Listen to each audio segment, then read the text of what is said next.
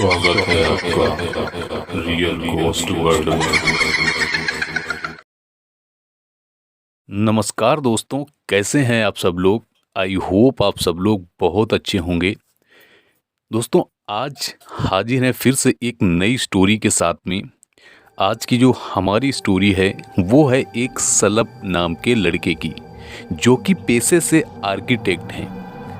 कहानी में क्या हुआ है उसको जानने के लिए आपको मेरे साथ वीडियो के एंड तक बने रहना बहुत ज़रूरी है। अगर आप हमारे इस चैनल पर पहली बार आए हैं तो चैनल को सब्सक्राइब करें, बेल आइकन को ऑन कर लें ताकि हमारी वीडियो का आने वाला हर नोटिफिकेशन आप तक ईजिली पहुंच जाए। कहते हैं आईने झूठ नहीं कहते, जो चेहरे पर होता है वो साफ साफ दिखा देते हैं, लेकिन जब आईना हो और चेहरा हो ही नहीं तो कैसे कोई समझेगा। सलब पेशे से आर्किटेक्ट हैं। एक दिन उसने सोचा कि आज तो वह एक पुरानी हवेली का रहस्य जानकर ही रहेगा। वह पुरानी हवेली का रहस्य जानना चाहता था। सोचा कुछ मिले ना मिले लेकिन आर्किटेक्चर ही देख लूंगा। उसने थोड़ा सा सामान रखा, पानी की बोतल, एक टॉर्च और एक स्विच नाइफ रख कर पहुंचा। वहां पर काफ़ी देर बिताने के बाद ना ही कोई भूत मिला और ना ही कोई इंसान मिला। वहां यहाँ तक कोई जानवर भी नहीं। चलो यह सब तो मान भी लेता, लेकिन वहां ना तो चमगादड़ थे और ना ही सांप बिच्छू और ना ही वहां किसी परिंदे के घोंसले थे। यह सब उसको बेहद ही अजीब लग रहा था। पूरी हवेली का चक्कर मारा तो हर कमरे में एक अजीब सा सन्नाटा था।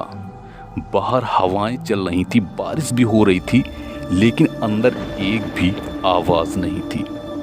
क्या गजब की सोच थी उस जमाने के लोगों की जब यह बनाया गया होगा।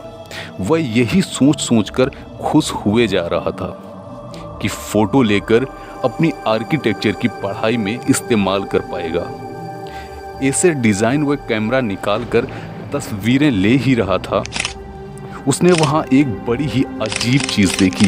दीवारों पर नक्काशी की हुई थी, छत बेहद ही खूबसूरत थी, कमरे तो ऐसे थे कि बड़े साफ सुथरे लग रहे थे कि तभी अचानक तस्वीर लेते समय एक कमरे में पहुंचकर कैमरा क्लिक ही किया था कि उसे वहाँ ऐसे लगा जैसे सामने से उसकी किसी ने तस्वीर खींची हो। उसने टॉर्च निकाल कर सामने लाइट मारी तो आंखें चौंधिया सी गईं। सामने कुछ भी नहीं था, बस एक आईना लगा हुआ था। यह देखकर सलब हंस पड़ता है कि क्या सोचा था, क्या निकलेगा, और निकला क्या, एक सिर्फ आईना। उसने एक बेहद खूबसूरत आईना देखने के बाद उसे ऐसा महसूस हो रहा था वो पुराने जमाने का और जंग लगा हुआ आईना था। पर पूरे खंडहर में कुछ भी नहीं था, सिर्फ आईना कैसे था। उसने सोचा कि यह आईना हो सकता है काफ़ी भारी होगा, फिर भी सोचा कोशिश करने में क्या जाता है।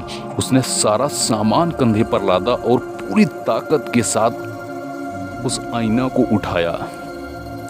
वो अभी तक जो सोच रहा था उसकी उम्मीद से बेहद उल्टा निकला। आईना बहुत ही हल्का था। उसने आईने कंधे पर उठाया और बाहर खड़ी गाड़ी की तरफ जाने लगा। आंखों के कोने से वह आईने में ही बार बार झांक ले रहा था कि पीछे से कोई देख ना ले। वह जैसे ही कमरे से बाहर निकला, उसको महसूस हुआ कि यह मानो जैसे उसका वजन बढ़ गया हो। कदम लड़खड़ाते हुए जैसे जैसे वह दरवाजे के पास पहुंच रहा था, कमरे को पार करता जा रहा था। हर कमरे को पार करता जा रहा था, उसे वैसे वैसे वजन लगातार बढ़ता हुआ समझ आ रहा था। वह किसी तरह गाड़ी तक पहुंचा। जब डिग्गी पर आईने को रखा तब जाकर उसको कहीं थोड़ा सुकून मिला। फिर सोचा जल्दी जल्दी यहाँ से निकल ले। गाड़ी स्टार्ट करी और निकल आया वहाँ से और अपनी बिल्डिंग तक पहुँचकर गाड़ी को उसने पार्किंग में लगाया। गाड़ी को पार्किंग में लगाने के बाद डिग्गी से आईना निकाला और फिर लिफ्ट में चला गया। आईने को लिफ्ट में रखकर जैसे ही वह पीछे मुड़ा, उसने जो वह देखा उसकी आंखें यकीन नहीं कर पा रही थी।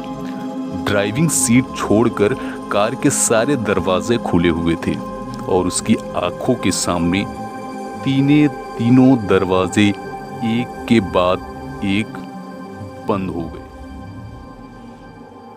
मेरे हाथ में रखी की रिंग वाली उंगली जैसे किसी ने दबाई और फिर बटन दबा। गाड़ी अपने आप लॉक हो गई। पुराने ज़माने का एंटीक हाथ लगा था। कुछ खास पुराना तो नहीं था, लेकिन जो भी था काफ़ी अच्छा था। लेकिन अभी जो देखा, महसूस किया उसने, वह देखकर कुछ भी समझ पाना मुश्किल नहीं था। उसने सोच लिया था कि करना क्या है। उसने लिफ्ट का दरवाज़ा बंद किया और लिफ्ट ऊपर जाने लगी और उसे तभी महसूस किया कि वह अकेला नहीं था लिफ्ट में। उसके साथ एक या दो नहीं बल्कि ज़्यादा लोग थे। दिल ही दिल में कभी भी जिस ऊपर वाले का नाम नहीं लिया था उसने, उनका नाम वह लेता जा रहा था। और जैसे जैसे उसका फ्लोर नज़दीक आ रहा था, वह दिल ही दिल तैयार हो रहा था। जैसे ही फ्लोर पर लिफ्ट रुकी, उसने झट से दरवाज़ा खोला और आईना उठाया और लिफ्ट से निकलकर पलटकर बोला, यह मेरा घर है, मेरा इलाका है, चले जाओ वरना दिक्कत में पड़ जाओगे सब के सब। और इसके बाद आईना उठाकर किसी दबंग राजा महाराजा की तरह शान से वह फ्लैट की तरफ चल पड़ा। और फिर गैलरी में मुड़ते ही जो उसने देखा तो पाया उसके घर का दरवाज़ा पहले से ही खुला हुआ था। वह जानता था उसे यह सब देखकर घबराना चाहिए था या डरना चाहिए था, लेकिन ऐसा हुआ नहीं। उसने अब और जिद में आकर घर में घुसने के बाद लिविंग रूम में सामने ही आईने को लगा दिया, दरवाजे को बंद कर दिया और दरवाज़ा बंद करके सीधे अपने रूम की तरफ चला गया। रूम में एक बोतल थी जिसमें थोड़ा सा हॉली वाटर रखा हुआ था। उसने हथेली में लेकर पूरे घर में छींटे मारे जा रहा था और उसके बाद आराम से वह पलंग पर लेट गया। और थकान इतनी ज़्यादा थी कि उसको नींद भी बहुत ही जल्द आ गई। नींद में ही उसे समझ में आ रहा था कि कुछ तो गड़बड़ थी, कि पूरे घर में चहलकदमी की आवाज़ें रह रहकर सुनाई दे रही थी। नींद ऐसी आ रही थी कि कुछ समझ नहीं आ रहा था कि सपना देख रहा है या सचमुच यह सब हो रहा था। रात भर दिक्कत तो बहुत हुई मगर नींद नहीं टूटी। और जब सवेरा हुआ, जब नींद टूटी और आंखें खुली, तो लगा जैसे आज के बाद वह कभी भी अब चैन से नहीं सो पाएगा। चहलकदमी की जो आवाज़ें सुनाई दी थीं नींद में, वह सच में हुई थी पूरे घर में, लेकिन घर की फर्श में नहीं बल्कि छत पर अलग अलग 3 जोड़ी पैरों के निशान दिख रहे थे। वह क्या करे, कुछ समझ नहीं पा रहा था।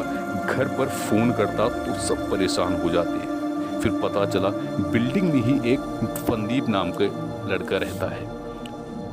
फंदीप भैया वैसे तो हमेशा हर किसी की हेल्प में तैयार रहते थे। सुना था ऐसे मामलों में भी वह मदद करते हैं।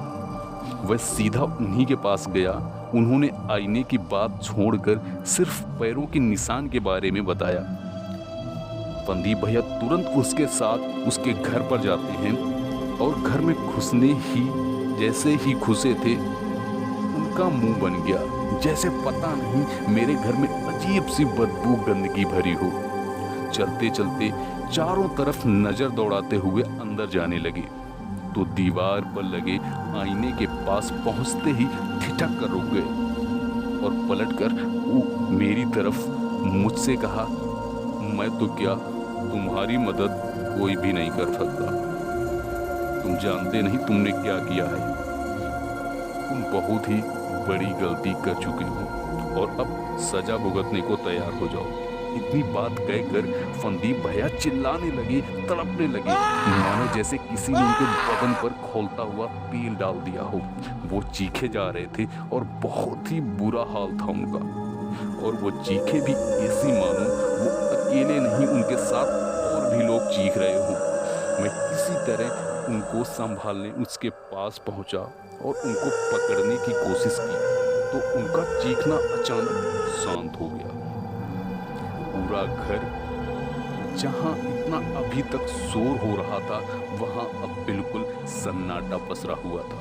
वे किसी भी बुद्ध की तरह खड़े खड़े आईने में खुद को सिर्फ देखे जा रहे थे। मैं धीमे धीमे उनके पास गया और धीरे से उनके कंधे पर हाथ रखकर उनका नाम लिया। संदीप भैया, संदीप भैया, आप ठीक तो है ना? संदीप भैया पलटे और मुझे बड़ी ही अजीब तरह से देखा और फिर अचानक पता नहीं क्या हुआ कि बदहवास होकर पूरे घर में घूमने लगे। और कभी कभी अलमारी से तो कभी फ्रिज में तो कभी कमरे की दीवार से पूरी तरह टकरा जाते।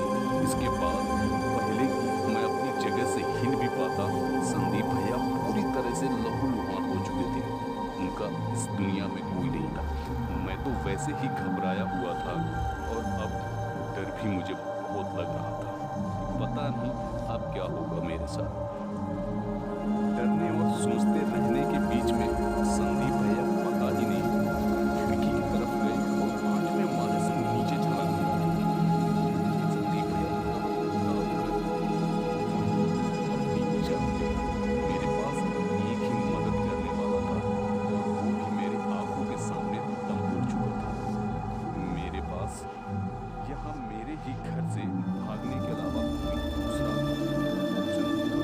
लेकिन जाने से पहले मैं उस आईने को सब छोड़कर जाने लगा। मेरे बाद जिससे भी मैं मिला उसकी जिंदगी में इसी तरह के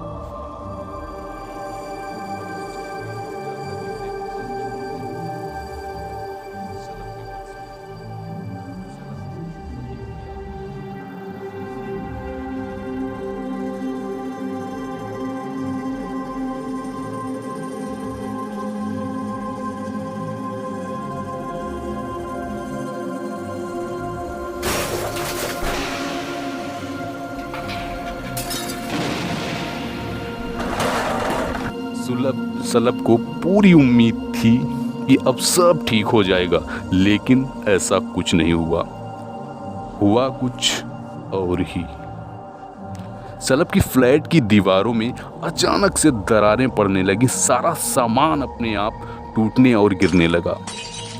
एक पल तो लगा जैसे भूकंप आ रहा है और शायद पूरी बिल्डिंग गिर जाएगी, लेकिन पूरा फ्लैट उथल पुथल हुआ। सब टूट फूट कर जब कुछ बचा नहीं टूटने को, तब कहीं अपने आप सब शांत हो गया और छत पर से एक बार फिर चहलकदमी की आवाजें आने लगीं। वह आवाजें दरवाजे तक आई। दरवाजा खुला और अंदर से अपने आप बंद हुआ। मैं पूरी तरह घबरा चुका था। मैं घर से निकला और नीचे सीधा भागा मैं संदीप भैया का हाल देखने के लिए। वहां पहुंचा तो वहां देखा तब तक वहां पुलिस आ चुकी थी। पूछताछ हुई। दरअसल उनकी मौत सलब की ही खिड़की से हुई थी, इसलिए छानबीन हुई। मेरे घर में जो चोटें लगी थीं उनसे बने खून के निशान के बिना पर शक सिर्फ सलब पर ही गया। सलब की बेगुनाही का सबूत ना होने पर उसे सजा तो हुई, लेकिन उसके बयान की वजह से ऑब्जर्वेशन में पागल खाने में कुछ दिन रहने को कहा गया। लेकिन आज 2 साल हो चुके हैं, बाकी सब कुछ ठीक ही चल रहा है। लेकिन जब जब मैं खुद को अपने आईने में चेहरे को देखता हूँ तो आज भी मैं वही पाता हूँ। उस आईने में चहलकदमी करते हुए 3 लोग दिखाई देते हैं। दोस्तों ये थी आज की हमारी कहानी। कहानी कैसी लगी आपको कमेंट बॉक्स में ज़रूर बताना है। अगर आप स्टोरी सुनना लाइक करते पसंद करते हैं तो हमारे इस चैनल को सब्सक्राइब करें, बेल आइकन को ऑन कर लें ताकि हमारी वीडियो का आने वाला हर नोटिफिकेशन ईजिली आप तक पहुंचे। दोस्तों आज की कहानी कैसी है कमेंट बॉक्स में ज़रूर बताएं। धन्यवाद।